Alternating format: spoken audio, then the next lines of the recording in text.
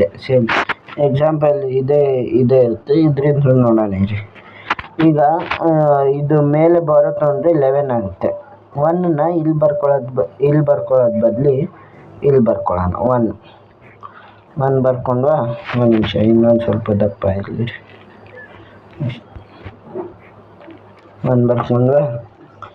ಈಗ 9ನಲ್ಲಿ 9ಗೆ 11ಗೆ ಎಷ್ಟು ಡಿಫ್ರೆನ್ಸ್ ಇದೆ?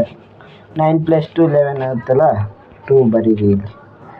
ಈಗ ಇದು 8 + 1 ಎಷ್ಟಾಯಿತು? 8 + 1 ಎಷ್ಟಾಯಿತು? 9 ಆಯಿತು. ಈಗ ಇದು 9 ದೊಡ್ಡ ಸಂಖ್ಯೆ ಇದ್ದರೆ ಸಣ್ಣ ಸಂಖ್ಯೆನ ಮೈನಸ್ ಮಾಡೋಕ್ಕಾಗಲ್ವಲ್ಲ.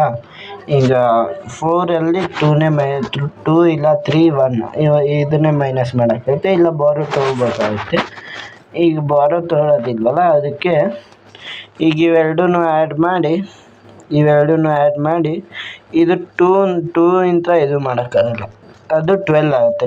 ಈ 1ನ ಇಲ್ಲಿ ಕೆಳಗೆ ಬರೆಯೋದು 3 ಕೆಳಗೆ. ಈಗ 8 + 1 9 ಆಯಿತಾ? 9 + 2 9 12 ಆಗೋಕ್ಕೆ ಎಷ್ಟು ಬೇಕು? 3 ಬೇಕು.